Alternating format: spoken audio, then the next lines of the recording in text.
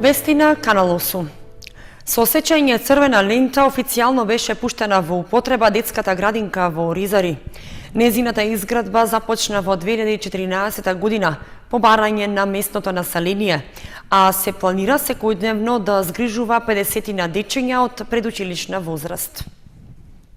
По 2-годишно најавување и исчекување, жителите на Оризари конечно ја добија ветената детска градинка.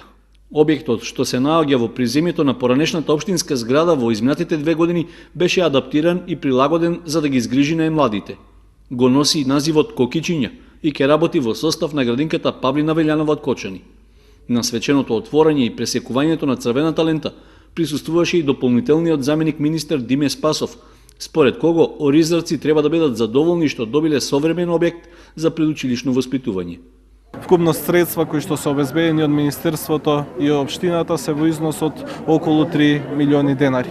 Верувам дека овој објект навистина ќе им помогне на сите родители кои што имаат дечиња на предучилишна возраст, меѓутоа и на сите идни родители да имаат соодветно место каде што ќе изгрижат своите дечиња во текот на работното време и ќе можат да се посветат на други работни обврски. Градоначалникот Димитровски изрази задоволство од соработката со ресорното министерство и најави дека таа ќе продолжи и понатаму за да се реализира уште еден ваков објект во општина Кочани. Ова е еден проект заеднички помеѓу општината Кочани и Министерството за труд и социјална политика, односно со општината и владата на Република Македонија, и ова е продолжение на претходните акции кои што ги имавме, како што беше отварањето на градинката во селото Бели, имаме сега во Оризари, понатаму имаме во план да истата таква група формираме и во селото Тркање како поголемо населено место и очекувам дека ќе оваа соработка која што имаме мощна и квалитетна ќе продолжи и во понатамошниот период. Од градинката Павлина Велјанова, под чија надлежност ќе биде и градинката во Оризари, ги истакнаа придобивките од отворањето на оваа предучилишна установа. Придобивките од отварањето на овој објект се на страна на градинката во поглед на овозможување на нови постоечки капацитети за згрижување на поголем број на деца и на страната на родителите, жители на Оризари, во поглед на обезбедување на потребите. Децата да бидат згрижени и да биде реализиран воспитно-образовниот процес во близина на нивните живеалишта. Градинката во Оризари зафаќа вкупна површина од околу 250 метри квадратни, плюс подромски дел од околу 50 метри квадратни. Со нејзиното отворање ќе се растоварат капацитетите на другите клонови на детската градинка во Кочани. Проектот Македонија вработува што го реализира Министерството за труд и социјална политика дал успешни резултати во источниот регион, а општина Кочани е меѓу најдобрите. Такви оценки даде заменик министерот Диме Спасов, при што ги повика компаниите да ги искористат поволностите што ги дава овој проект. Проектот Македонија вработува е успешен и дава одлични резултати. На ниво на држава досега има 12.621 отворено работно место, а можност за нови вработувања ќе има до крајот на април, до кога е предвидено да трае овој проект, рече дополнителниот заменик министер Диме Спасов. Според него, бенефит од реализацијата на проектот имаат и невработените лица и компаниите, со оглед на поволностите што се обезбедуваат од страна на државата. Овој проект покрај тоа што дава исклучителни резултати на ниво на Република Македонија изминатите неколку месеци, дава и огромни резултати во општина Кочани. Мене ме радува што општина Кочани е една од општините во која што овој проект има реално најголем успех. Досега, откако започнавме да го реализираме овој проект, односно од април 2015 година, крајот на април 2015 година, се отворени вкупно 675 работни места само во оваа општина. Тоа е голема бројка на работни места. Може да се спореди со повеќе фабрики, а вкупно 220 приватни компании, приватни субјекти ги искористиле поволностите од оваа општина, од општина Кочани. Со оглед на добриот одзив досега, Спасов ги повика сите приватни компании понатаму да ги користат можностите да ангажираат нови работници под поволни услови. Инаку, според последните податоци од Агенцијата за вработување во Кочани, имаше регистрирано околу 3500 активни баратели на работа, што и во апсолутни бројки и процентуално, според бројот на населението, и понатаму е најмногу во источниот регион. Турканици, нервози и гужви секој ден пред наплатниот пункт на Евана во Кочани. Граѓаните со часови чекаат да си ја платат сметката за потрошена електрична енергија. Револтот го искажа и пред камерата, а од Евана со одговор дека може да се плати во првата банка или пошта без земање провизија. Наплатниот пункт на Евана во Кочани е претесен да ги собере сите граѓани кои со часови чекаат ред да си ги платат сметките за потрошена електрична енергија. Турканици и гужви се создава уште од зори, пред да се отвори шалтерот, за подоцна да се направи револт и напнатост, посебно помеѓу старите лица, кои здравствено не се во можност да чекаат со часови за да платат сметка. И покрај воведувањето електронско наплаќање и други поволности, проблемот не е надминат, туку се добива впечаток дека е уште поголем. Граѓаните што ги затекнавме пред шалтерот на Евана ни се пожалија дека за плаќање една сметка чекаат повеќе од 2 часа, што за нив значи изгубено време и нерви. Образложението од нивна страна зошто сакаат тука да платат, а не во било која банка, е тоа што банката им зема провизија и за доцнето ги ажурира платените сметки. Во садата има и 3 кои чекаме. А оти не плаќате во друга банка, можеби? Тука ли мора да? Па касно ги изгледа на сметката не ги пуштат и камата ни па оде директно тука која е поубава, одма те раздужа тука. Во садата. Секогаш вака чекате? Секој ден си исто. Па чекаме веќе сат и пол време. Премногу е, али мораме што да правиме. Да идеме у банка, земат ни провизија, плюс тоа не ги префрлат моментално парите и ни тече камата и дупло плаќаме. И само да и тоа се ствара гужвата тука. 3 сата, 4 чекам, колку? Ама ово чекање е превише. Тоа не е добро. Не е добро, треба да има две жени. А луѓето се изгубиле поверение да плаќат преку други пошти, банки, не знам што каде едно. Ама две жени треба да работат тука, бе. Порано 2 работеа тука. Сега една работи, тамо 2 работеа, една работи. Зошто тоа? А гледај колку луѓе има. Од Евана Македонија појаснуваат дека одамна се воведени многу поволности за плаќање, кои граѓаните не ги искористуваат, а тоа се плаќање во други банки, но без земање провизија како што мислат граѓаните. Покрај стандардниот начин плаќањето на шалтерите на Евана Македонија, креиравме и други начини на плаќање. Тоа е во сите банки и во сите пошти, онаму кај што се најблиску до корисниците, да може да се плати сметката за потрошена електрична енергија, без при тоа корисниците да платат провизија. Значи провизијата ја плаќа Евана Македонија, а корисниците не плаќаат ништо. Тие плаќаат само сумата која е наведена како потрошена електрична енергија. Освен во комерцијална банка која самостојно одлучи да наплаќа провизија за оние наши корисници кои пак немаат сметки во банката. Оние други корисници наши кои имаат сметки во комерцијална банка и натаму ги плаќаат сметките без провизија. Оние пак кои користат компјутер, сметките можат да ги платат и од дома, со логирање на страната на Евана, отворање на своја корисничка сметка и ќе се има преглед на сите платени и неплатени сметки. Плаќањето може да се изврши и преку картичка. Пензионерите кои не работат на компјутер и ако плаќањето го извршиле преку банка, да не се плашат дека ќе задоцни уплатата, додава Ковачевски. И да немаат никаков страх дека нема да се раскнижи веднаш плаќањето. Тоа беше во минатото, последните години системите за наплата на Евана Македонија и системите на банките се унифицирани или едноставно се усогласени. Како се плаќа сметката, веднаш во Евана Македонија има сигнал дека е платена, што нема потреба корисникот да се плаши дека можеби ќе задоцни уплатата и дека може да биде исклучен. Во случај ако се плати после 12 часот во денот, уплатата во Евана Македонија стигнува другиот ден веќе наутро. Во тој период, ако случајно дојде екипа која треба да исклучи, корисник кој има сметката во себе, може слободно да ја покаже и без проблем ќе биде оставен, нема да биде исклучен од системот за снабдување со електрична енергија. Ковачевски додава дека во случај да не станува збор за плаќање, туку ако граѓанинот има потреба од било каква информација од Евана, тоа може да го стори со јавување на бројот на Евана Македонија 0895 осмици, каде што може да ги добие сите информации кои му се потребни или на мејл info@evana.mk. Нема големи одстапувања на оценките од екстерно со оние во дневникот.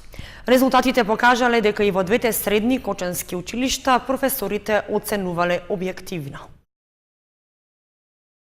Оценките на учениците во дневникот во голем дел се совпаѓаат со оценките добиени на екстерно, што минатиот месец се одржа за матурантите.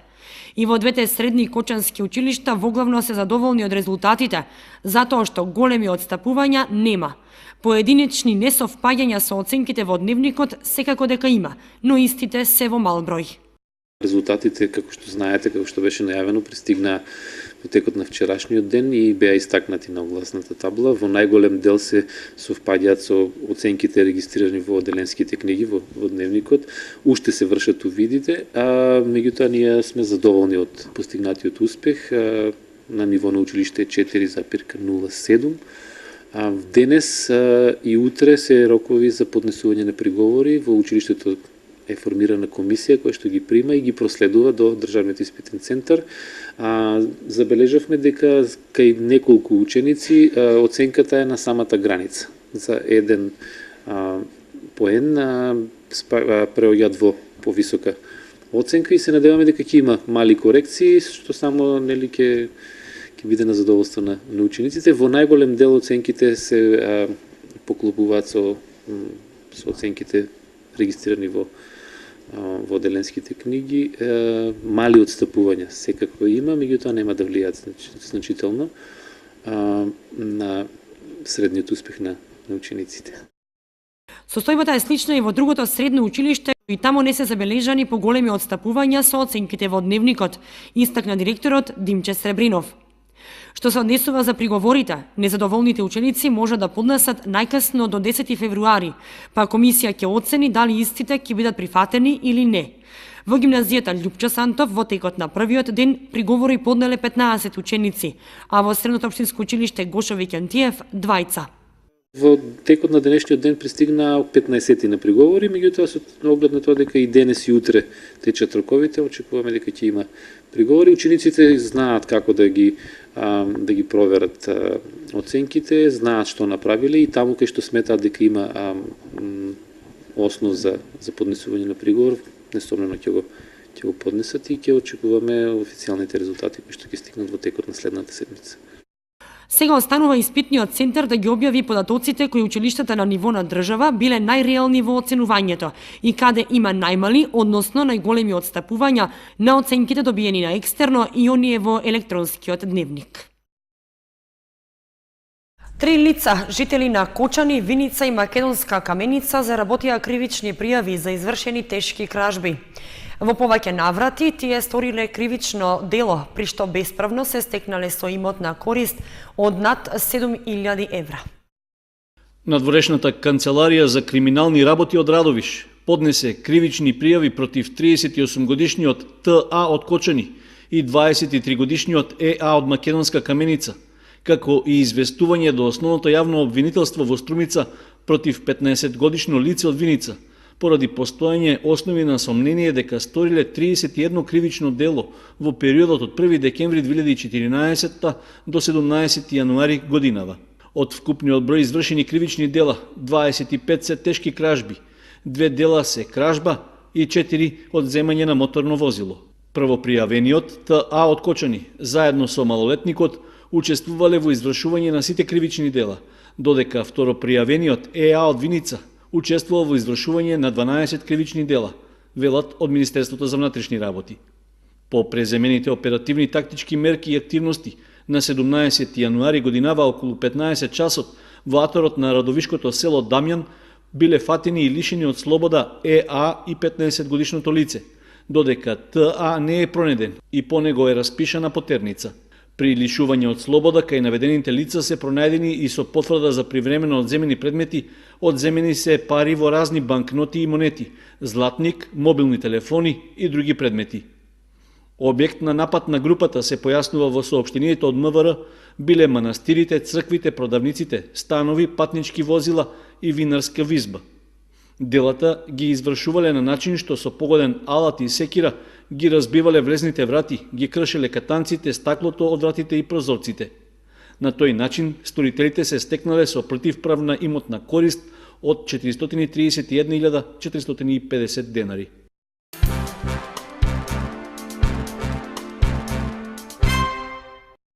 4 малолетнички бракови се склучени во 2015 година во Кочани.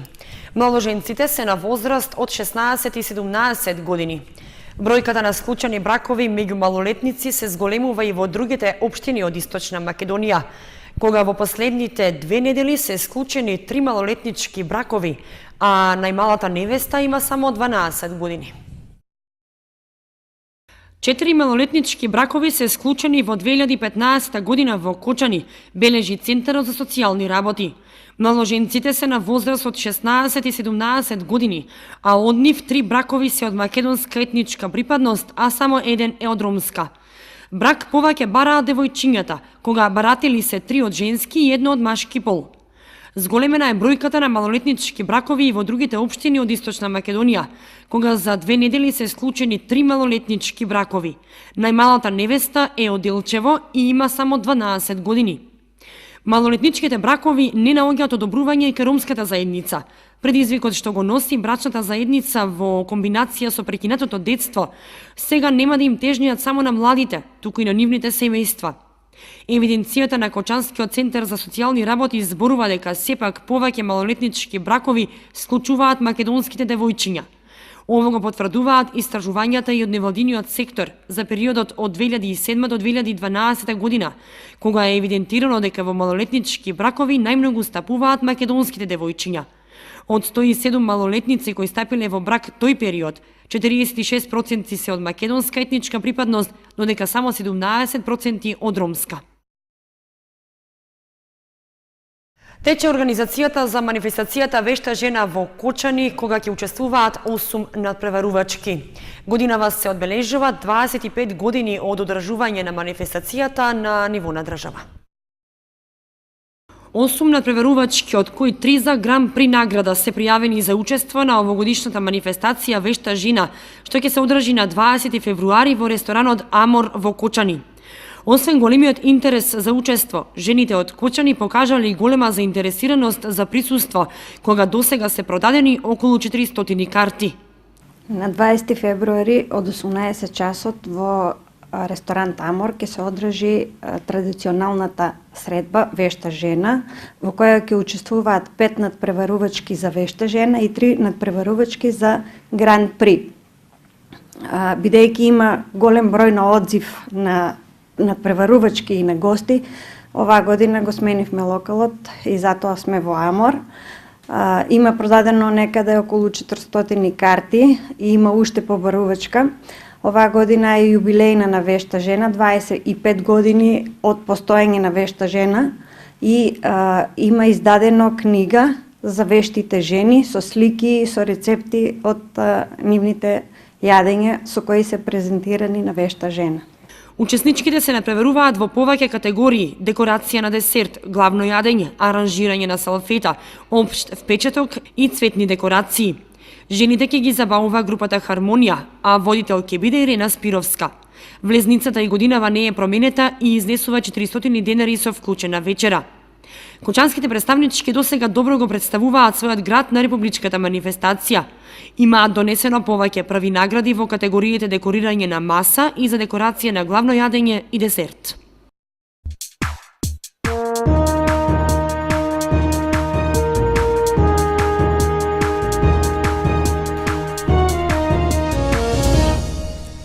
Информација од спортот. Подпредседателот на женскиот фудбалски клуб Кочани Владо Андов си поднесе оставка од функцијата. Во образложението за таквата одлука стои дека е донесена поради лични причини. Персонални промени ќе претрпи управниот одбор на женскиот фудбалски клуб Кочани, откако деновиве неговиот подпредседател Владо Андов си поднесе неотповиклива оставка. Иако за многумина ваквиот потек изгледа неочекуван, сепак неофицијално се дознава дека во клубот претходно веќе знаеле за намерата. Во писмениот допис што го доставил до председателот на клубот, Андов наведува дека за тоа се одлучил од лични причини, без понатамошно подетелно објаснување на постапката. Тој беше еден од иницијаторите за основање на машкиот фудбалски клуб Кочани и носител на идејата за основање на женската екипа со истото име, што подоцна се реализираше во практика. Во известувањето што го доставил, Андов се заблагодарува за довербата што му била дадена во изминатите 10 години да биде дел од тимот, поточно од самото негово формирање до денес. Исто така, тој вели дека ја цени поддршката и разбирањето што го имал за сите овие години, што придонело клубот успешно да го афирмира машкиот фудбал во пионерска конкуренција, а посебно женскиот фудбал во Република Македонија и надвор од неа. На крајот, додава дека имал голема чест што бил дел од успешното работење на женскиот фудбалски клуб Кочани, за што зборуваат и постигнатите резултати. За сега Владо Андов останува поврзан со фудбалот со оглед што и понатаму ја извршува функцијата координатор на женскиот фудбал во Македонија.